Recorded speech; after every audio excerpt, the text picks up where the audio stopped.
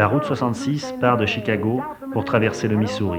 Nous atteindrons le Mississippi à Saint-Louis, puis l'Ouest, le pays des Indiens et des Westerns, l'Oklahoma, le Texas, le Nouveau-Mexique, l'Arizona et le Grand Canyon du Colorado.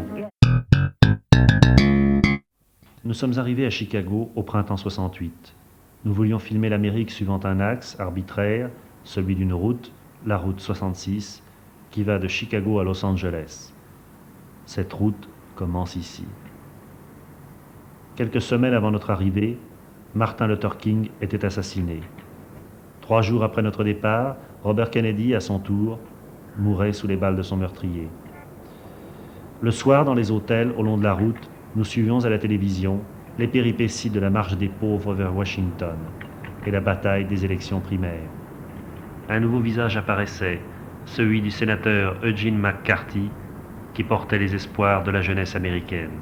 En quittant Chicago, nous ne savions pas que quelques mois plus tard, en août, ici même, la Convention démocrate désignerait Hubert Humphrey comme candidat officiel du parti à la présidence des États-Unis. Entre-temps, Robert Kennedy était mort et les chars russes étaient entrés dans Prague. Les rues de Chicago étaient livrées à la répression policière qui dispersait les manifestations pacifistes. Jadis, Chicago appartenait aux gangsters, écrivait alors le correspondant du Monde. Maintenant, elle appartient aux policiers. Nous ne savions pas que la ville que nous quittions serait de nouveau livrée au Moloch d'Apocalypse. Moloch dont le sang est de l'argent qui coule. Moloch dont les yeux sont 1000 fenêtres aveugles. Moloch dont le sort est un nuage d'hydrogène asexué.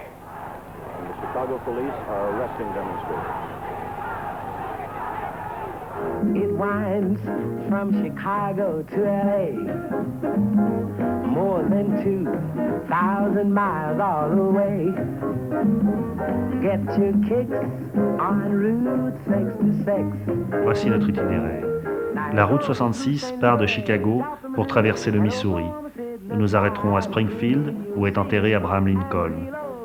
Nous atteindrons le Mississippi à Saint-Louis, puis nous irons vers l'Oklahoma et Tulsa, la ville du pétrole.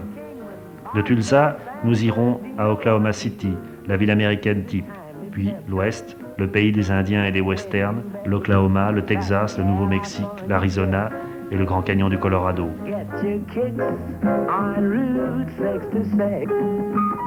Le désert enfin, et la Californie, Los Angeles et le Pacifique. Bel itinéraire en vérité, 3400 km à la découverte de l'Amérique. When you make that California trip, get your kicks on Route 66. Get your kicks on Route 66. Get your kicks on Route 66.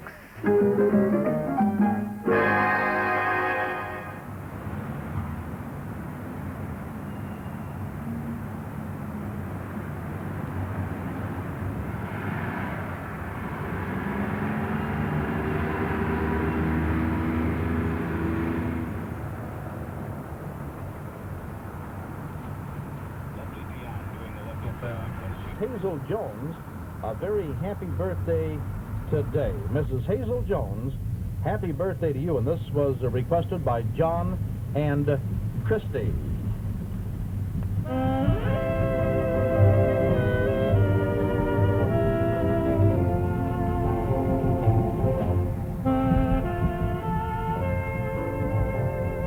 Nous avons quitté la ville, confortablement calés sur les sièges de notre vaisseau automobile.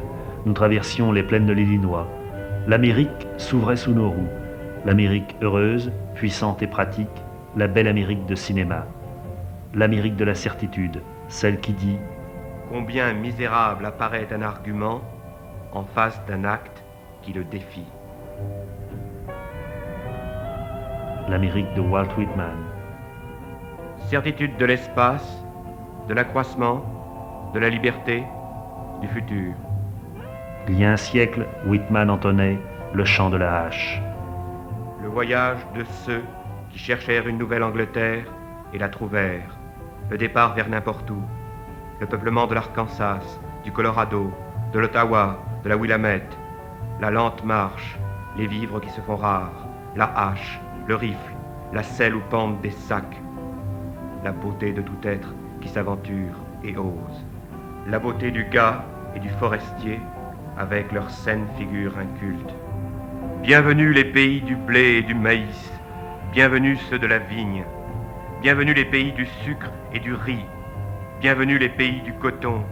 Bienvenue les montagnes, les plaines, les sables, les forêts, les prairies. Bienvenue les plantureuses rives des fleuves, les plateaux, les passes. Bienvenue les immensurés pâturages.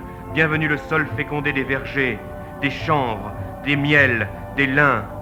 Et bienvenue tout autant qu'eux, les autres pays à la face dure, pays aussi riches que les pays de l'or ou que ceux du blé et des fruits, pays des mines, pays des filons mâles et rudes, pays du charbon, du cuivre, du plomb, de l'étain, du zinc, pays du fer, pays natal de la hache. Our thanks to Billy Vaughan and Company for Song of the Island. En fin d'après-midi, après un orage dont la violence nous avait surpris, nous sommes arrivés dans la petite ville de Springfield. Il faut préciser à leur manière Springfield dans l'Illinois. Ici, comme ailleurs, nous avons parcouru ces avenues accueillantes, bordées de gazons ras, où les maisons s'alignent, toutes semblables et toutes différentes. Ce qui surprend le plus en Amérique, c'est la conciliation des contraires. L'uniformité et la singularité vont de pair. De Chicago à Los Angeles, nous avons bu strictement le même café brûlant et clair à notre petit déjeuner. Du lac Michigan à l'océan Pacifique, des chaînes d'hôtels et de motels proposent le même type de chambre. Et pourtant, il suffit de se promener dans une ville américaine pour sentir entre les gratte-ciels des différences de tempérament, des qualités d'orgueil ou de folie variées à l'infini. Dans les avenues de Springfield, chaque maison se soumet au modèle architectural commun, mais c'est pour mieux affirmer son cachet propre, sa personnalité.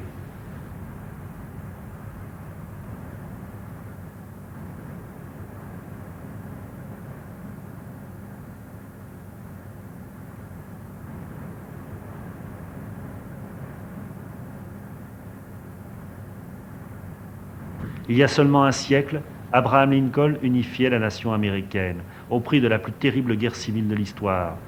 Le soir même de sa victoire, il entonnait Dixie devant ses fidèles stupéfaits.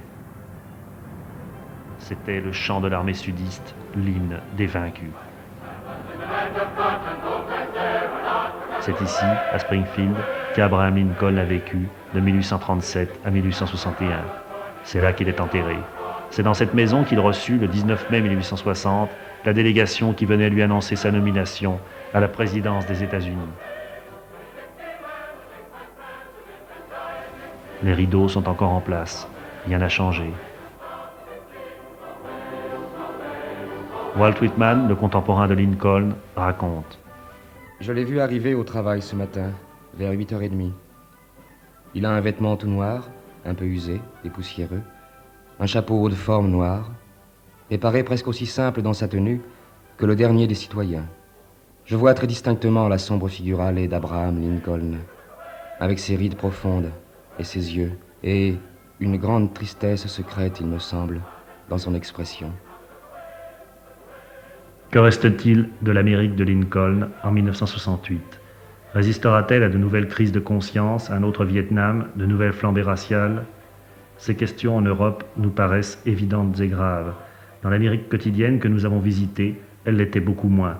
Et ce tombeau de Lincoln à Springfield est surtout le rendez-vous de tous les enfants d'Amérique, venus polir le nez porte-bonheur du président assassiné.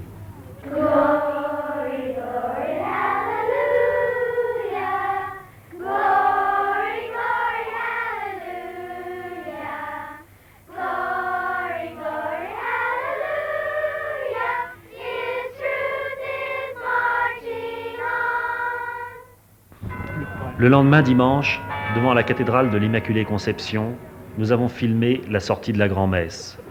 C'est là, dans les temples de toute confession, où la religion chrétienne se divise à l'infini pour mieux s'adapter aux exigences de chacun, que se nourrit la bonne conscience américaine. Nous étions loin des ghettos noirs, loin de la jungle vietnamienne, loin de tout ce que l'on filme généralement. Nous avions convenu d'accompagner, à la sortie de la messe, une famille que nous avions donnée pour exemplaire. Monsieur Oscar McNear, son épouse et ses enfants se sont prêtés avec simplicité au jeu que nous leur proposions. Nous souhaitions suivre d'aussi près que possible l'American Way of Life, cette manière américaine de conduire sa vie, que l'on connaît surtout par préjugés, sans savoir réellement où elle mène. Oscar McNear a 47 ans. Son père était fermier. Son grand-père écossais et son grand-père irlandais émigrèrent aux États-Unis aux environs de 1860. Aujourd'hui, il occupe des fonctions importantes dans une grande société de collecte et de placement de fonds. Il aime beaucoup son travail. Marguerite, son épouse, lui a donné 6 enfants. Nancy, Carol, Joseph, Michael, John et Lucy. Entre monsieur et madame McNear, le même grand amour dure depuis 21 ans. C'est monsieur McNear qui a tenu à nous le préciser.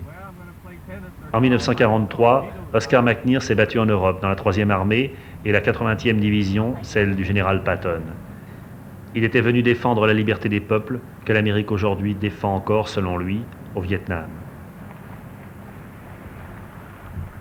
À quelques kilomètres de Springfield, la demeure des McNear est une spacieuse maison de campagne, dont le confort fait rêver. Une rivière coule sous leurs fenêtres, ils peuvent y pêcher et s'y baigner. La maison est un asile en pleine nature, mais elle est surtout, aux yeux d'Oscar McNear, un foyer, l'image en réduction de la grande communauté nationale. Oscar McNear croit à la grandeur des États-Unis. Il nourrit une totale confiance en leur avenir. Les problèmes actuels lui paraissent grossis et faussés par la télévision, qui ne montre que les plaies en oubliant les parties saines.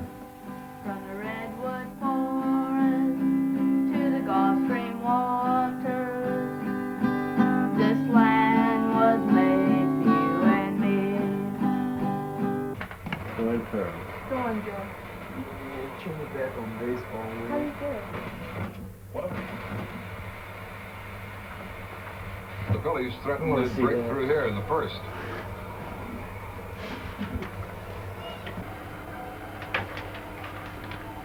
Two and two as the ball goes in the dirt. Les McNear savaient que nous voulions filmer leur repas familial.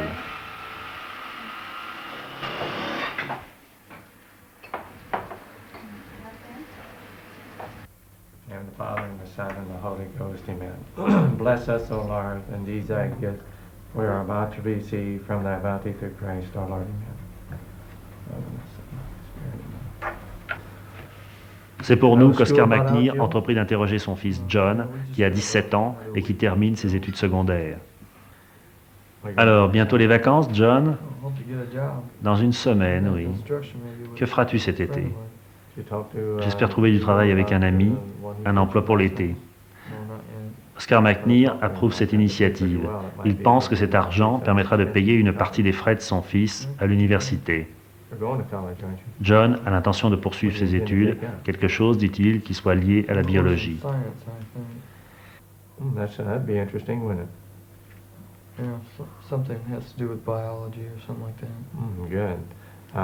Que penses-tu du service militaire, lui demande son père. Si tes notes ne sont pas assez bonnes, ils t'enrôleront plus tôt. Oui, dit John, j'ai certes pas envie d'aller là-bas. Tu ne veux pas aller te battre au Vietnam? Why, do you feel pretty bad about the idea of going to Vietnam? Je m'en passerai bien, répond le fils. What's one of the reasons why? Just because you think you might be able to get something done? Tu penses pouvoir occuper ton temps plus utilement ici? Oh, c'est un gaspillage de notre temps et de nos vies, je ne vois pas ce qu'on est en train d'y gagner. Est-ce que tu crois que les Vietnamiens meurent en grand nombre pour leur patrie, ou bien ce sont surtout les Américains? Ah, ce sont surtout les Américains qui sont en train de se faire tuer. Je dois dire, dit enfin M. McNear, que je partage ton opinion à ce sujet. Il serait préférable que tu termines d'abord tes études, cela te permettra d'avoir une meilleure situation dans l'armée, tu pourras être officier, ce qui t'évitera peut-être certains problèmes que ces jeunes gens ont à affronter.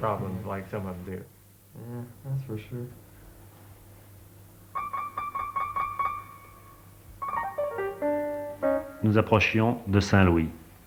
Il y a 2 siècles, le Français Pierre Laclède fondait le petit bourg sur la rive du Mississippi. Louis XV régnait en France. Mais en 1803, les États-Unis ajoutaient la Louisiane aux étoiles de leur drapeau. Saint-Louis devenait alors le porche impérial, ouvert sur l'Occident. Chaque vie de commerce et d'aventure vers les régions les plus reculées du Far West passait par Saint-Louis. Sur la route 66, à cet endroit précis, nous poursuivions un cortège d'ombre, des soldats, des savants, des marchands, des artistes, des missionnaires, la longue théorie des chariots de paysans affamés de terre vierge. Tous étaient passés par là. Les traces que nous suivions convergeaient vers la grande arche au bord du fleuve, un monument flambant neuf dédié aux pionniers. Eero Saarinen, le grand architecte, en avait conçu les plans en 1947. Il mourut en 1961, un an avant la construction de l'arche qui ne s'acheva qu'en 1966. C'est la plus haute sculpture du monde moderne. 17 000 tonnes d'acier et de béton lancées dans le ciel d'un seul tenant. Un arc tendu à tout rompre sur la corde de l'horizon. Le fantastique élan de 2 piliers figure la jonction accomplie de l'Atlantique au Pacifique, du passé au futur. Ce pays n'est pas fini. Sans cesse au cours de notre voyage, nous éprouvions le sentiment qu'il s'édifiait encore sous nos yeux. Un seul démon l'anime, que les Américains adorent à l'image d'un dieu, c'est le démon de l'avenir.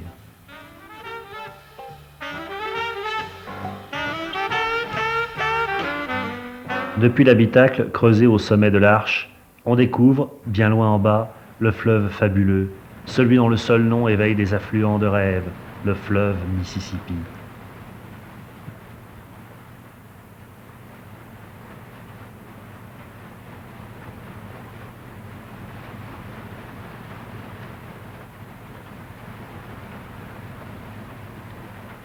Mais les bateaux à aube de la légende, les fameux showboats, étaient ancrés au port. La saison des croisières organisées n'était pas commencée. Heureusement, car cela nous permit de rencontrer M. Chouteau, qui voulut bien nous accueillir sur son bateau privé. Nous ne pouvions espérer de meilleure hôte sur le grand fleuve, car M. Chouteau est d'origine française. Son arrière-grand-père remonta jadis le fleuve depuis la Nouvelle-Orléans, à l'âge de 14 ans avec sa mère et Pierre Laclède, le fondateur de la ville. C'est en ces temps lointains que la famille Chouteau s'enrichit dans le commerce des fourrures avec les tribus indiennes.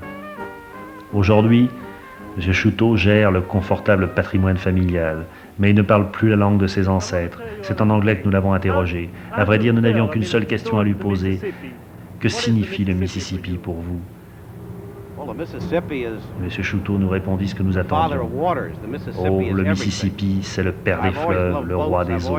Le Mississippi, c'est tout. J'ai toujours aimé l'eau, j'ai toujours aimé les bateaux, j'ai été élevé au bord de l'océan Pacifique, et ceci a remplacé l'océan pour moi, et je l'aime. Le Mississippi, c'est le commerce, c'est toute la vie de cette partie du pays.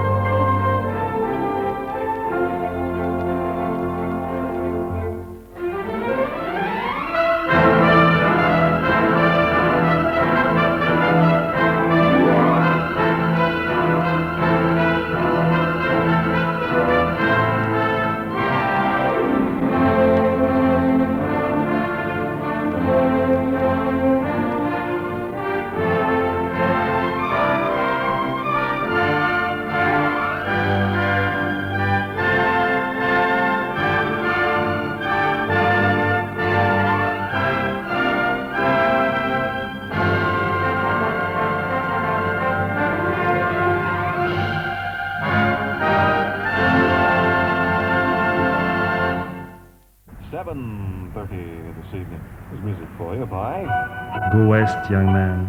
Go west and go with the country. Va vers l'ouest, jeune homme. Va vers l'ouest et grandis avec le pays.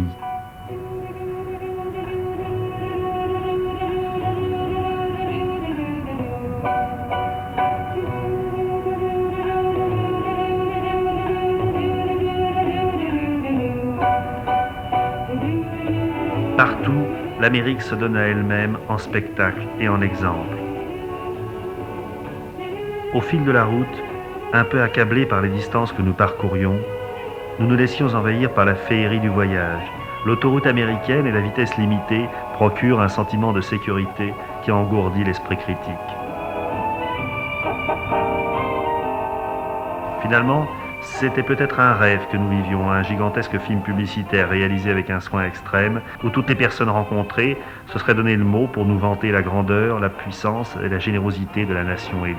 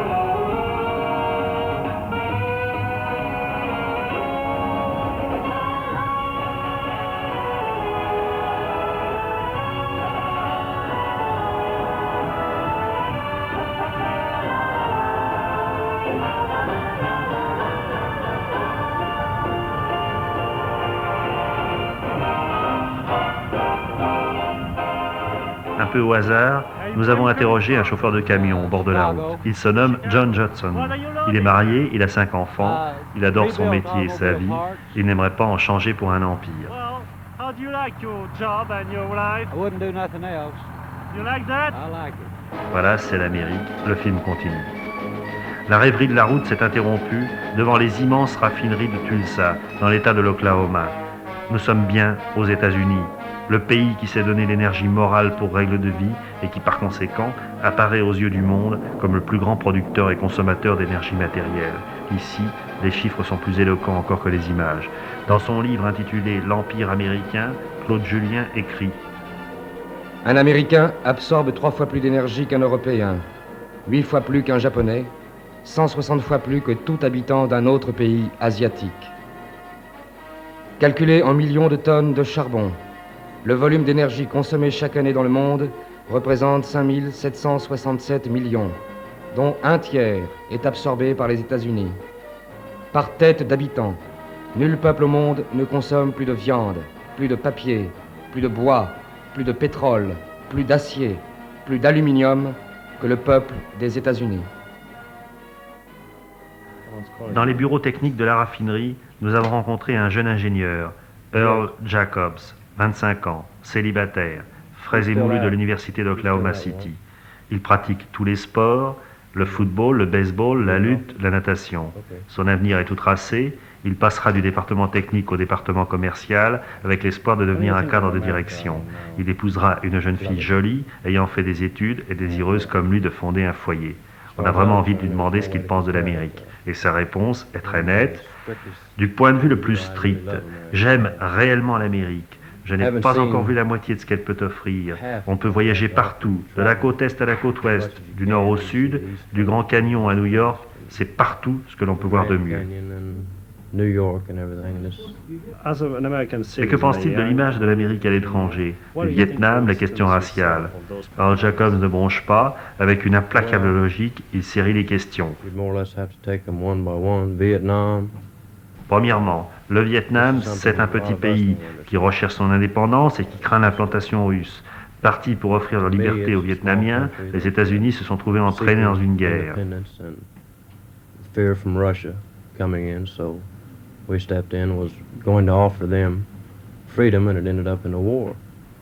Deuxièmement, les violences raciales. C'est la réaction logique de gens très pauvres qui, après avoir vécu pendant des années dans leur ghetto, ont fini par se révolter.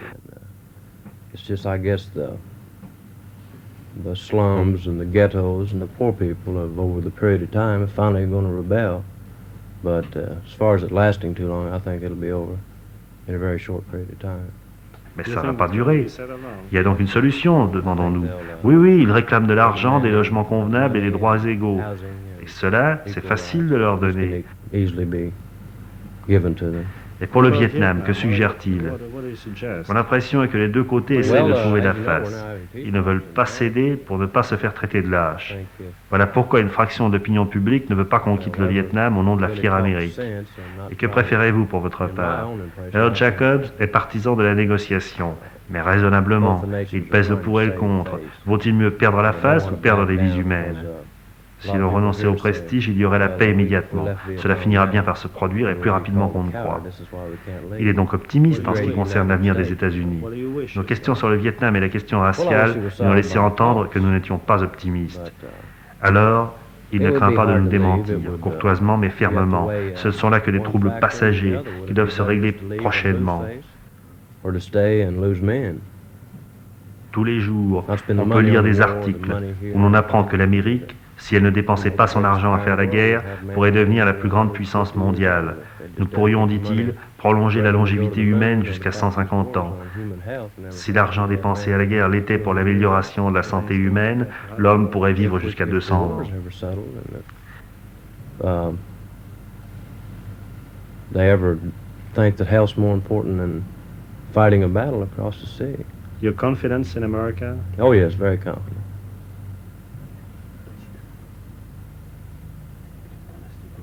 Une dernière question avant de quitter Earl Jacobs. Quel est son candidat à la présidence des États-Unis? Nixon. Nixon, dit-il. Oui, j'aime Nixon, j'aime ses idées. Les autres, quand on lui demande ce qu'il pense du Vietnam ou de la question raciale, ils parleront pendant 5 minutes sans jamais rien dire. Manifestement, Earl Jacobs n'aime pas que l'on parle pour ne rien dire.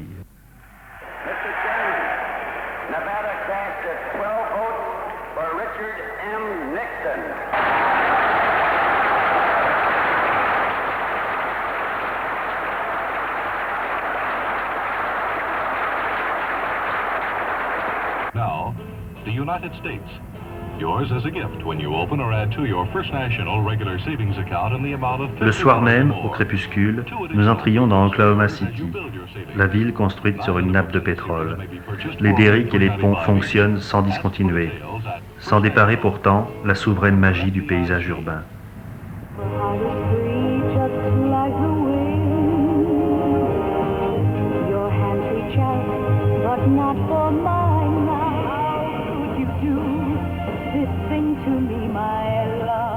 Et nous étions ivres de fatigue.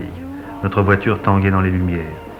Il nous a fallu rendre les armes. Nous étions enfin parfaitement disponibles.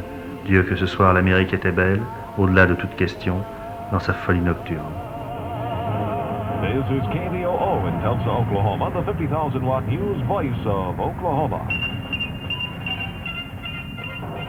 Il nous fallait reconnaître cette ville de l'intérieur, savoir enfin si nous n'étions pas victimes d'une fantastique machination publicitaire aux dimensions de l'Amérique.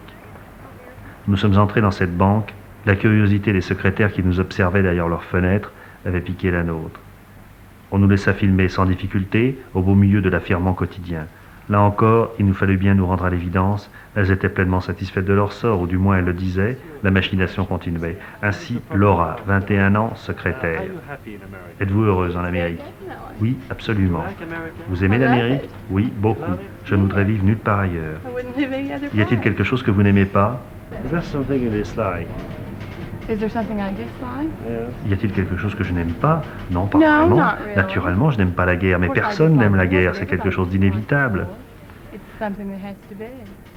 Wanda Williams, elle aussi, est formelle. Êtes-vous heureuse ici? Certainement, je veux dire, dans cette ville. Je n'y resterai pas si je ne l'étais pas, n'est-ce pas? Je suis très heureuse ici. Troisième interview, réponse identique. Est-ce une leçon si bien apprise qu'elle en devient une seconde nature? J'aime beaucoup l'Amérique, nous dit Connie.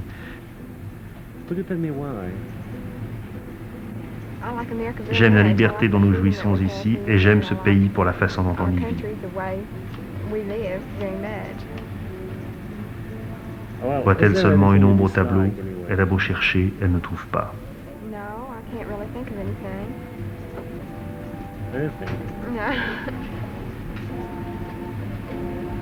Well, have you got enough time for your hobbies, for your private life? I mean, Do you earn enough money? I mean, is it all those things that make life good or not? Is it all right?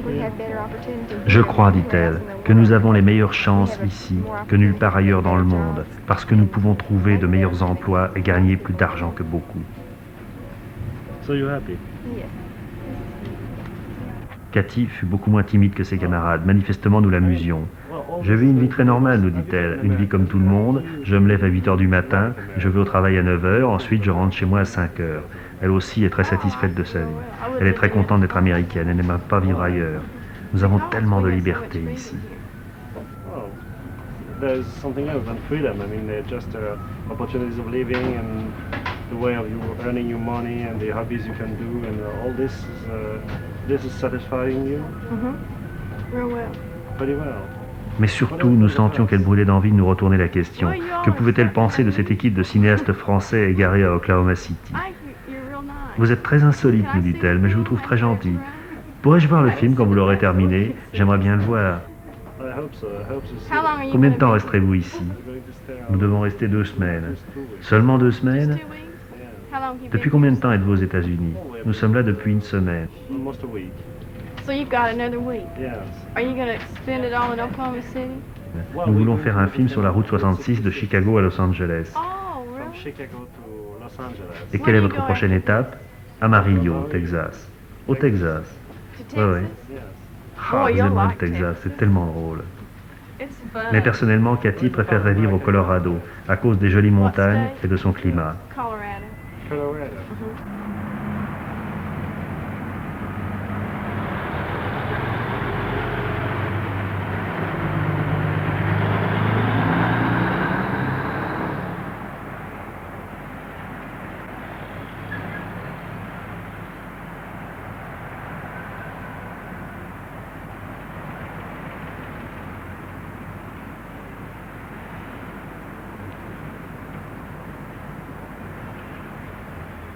Elle a aussi des préférences politiques très marquées. Que pensez-vous des élections? What do you think of the elections? The elections? Yes. Oh, I'm for Wallace. Pour moi, je suis pour Wallace. Vous êtes pour Wallace? Could be. But Oui, he won't mais get je pense qu'il ne sera pas Why are élu. you for him? Pourquoi êtes-vous I pour don't lui? know. Je ne sais pas. You don't know. Vous êtes pour lui et vous ne savez pas pourquoi? You are for him, but you don't know why. Oh, that's. Eh bien, je suppose que c'est parce qu'il a beaucoup d'idées. George Wallace est le candidat ségrégationniste à la présidence des États-Unis. Il souhaite maintenir les Noirs dans leur ghetto et remettre à leur place les Juifs libéraux de l'intelligentsia new-yorkaise. Sa clientèle électorale n'a pas cessé de s'accroître au long de l'année. Les Indiens, eux, ne posent pas de problème politique. Ils ont été soigneusement décimés. Les survivants au long de la route tiennent des boutiques de souvenirs. En 1867, Nuage Rouge, le Sioux, déclarait au colonel Carrington: Tu es l'aigle blanc venu pour voler la route. Je ne te parlerai pas davantage.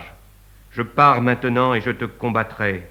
Aussi longtemps que je vivrai, je te combattrai, jusqu'au dernier terrain de chasse de mon peuple. Oh, and it's good.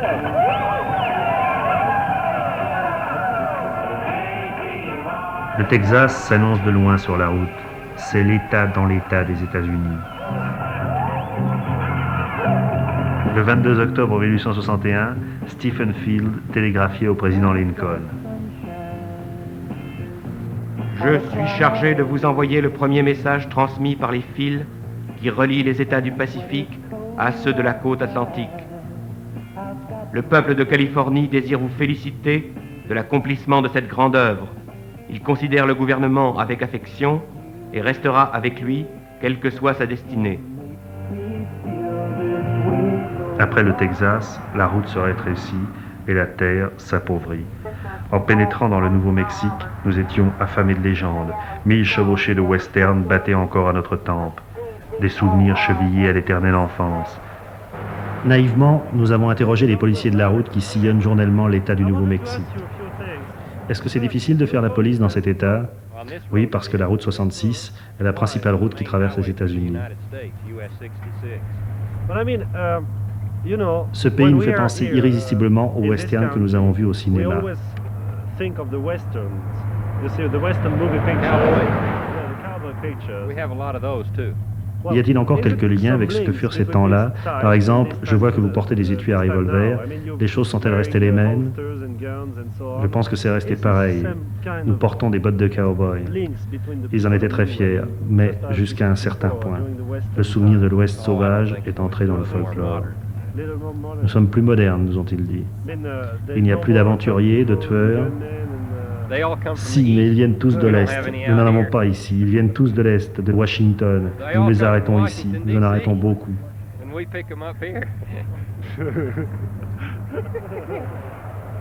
Dans le vieil Ouest placide, la violence n'a plus cours. La plupart des fermiers amènent cependant un fusil dans leur camion, à tout hasard. Car les grands ranchs d'aujourd'hui sont tous motorisés. Les cowboys travaillent en jeep. Ce que nous avons filmé sont les derniers survivants d'un âge révolu. Nous avions atteint le centre de Bell Ranch, une immense propriété où 3500 têtes de bétail se meuvent en liberté à l'intérieur d'une clôture longue de 500 km. L'eau pour abreuver les bêtes est pompée par 45 moulins à vent. Le Bell Ranch est une terre d'élevage depuis 140 ans.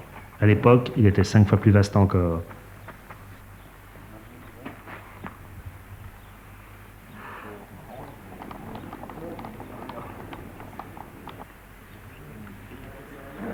George Ellis dirige la propriété depuis 1947.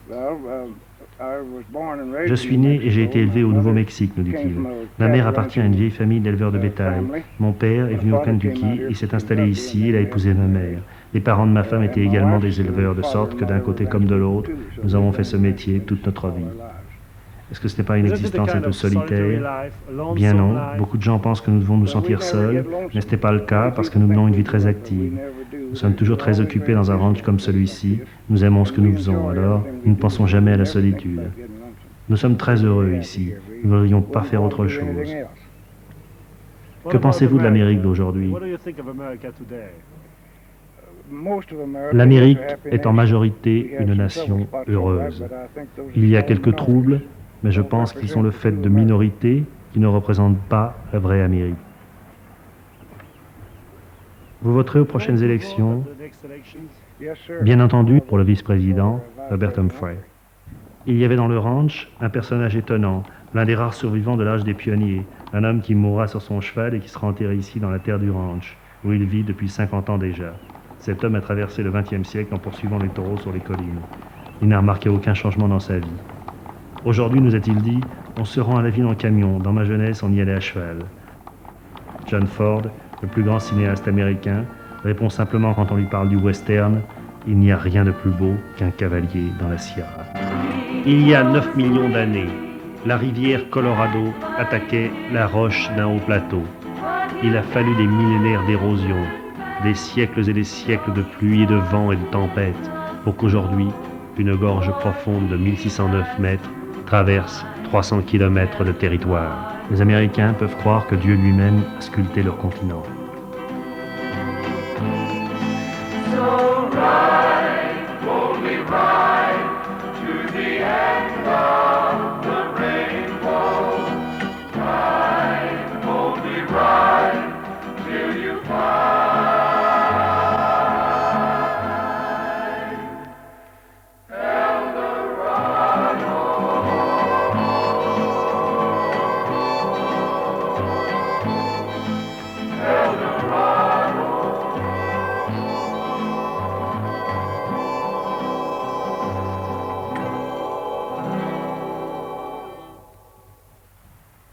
Savoir concilier l'immense et l'intime, c'est la vertu des grands peuples. Au bord du Grand Canyon, nous avons rencontré cette jeune fille. Elle est grecque d'origine, elle se nomme Maria Caldes. Elle habite la Californie. Elle aime la musique populaire et les romans de Ray Bradbury. Elle veut venir en aide aux pays sous-développés avec le fameux Peace Corps, le corps de la paix.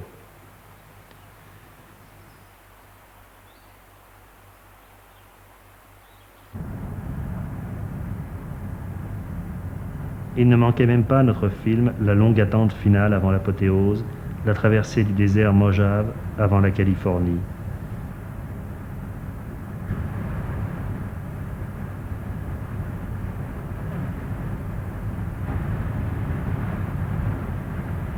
« 600 km sous un soleil torride. Nous avions perdu le sens des distances avec celui de la réalité. Et la Californie nous apparut en rêve.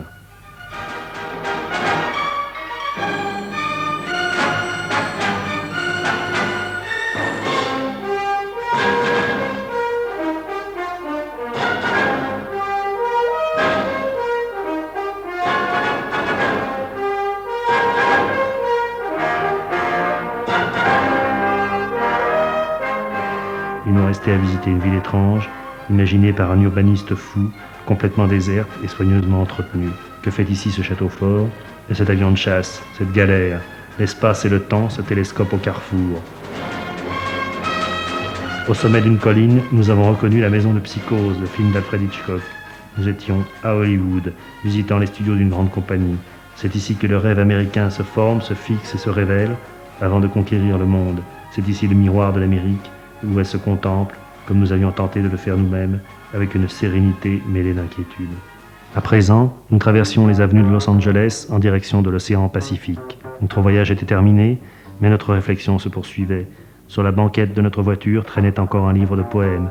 En voici un de Lawrence Ferlinghetti, un Américain à vocation universelle qui a fondé un journal pour la protection de tous les êtres. Son poème s'intitule « Le monde est merveilleux ». Le monde est un endroit merveilleux où naître. Si cela ne vous dérange pas que le bonheur ne soit pas toujours tellement amusant, si vous n'êtes pas gêné par un peu d'enfer de temps à autre, au moment précis où tout va bien, car même au ciel, on ne chante pas tout le temps. Le monde est un endroit merveilleux où naître.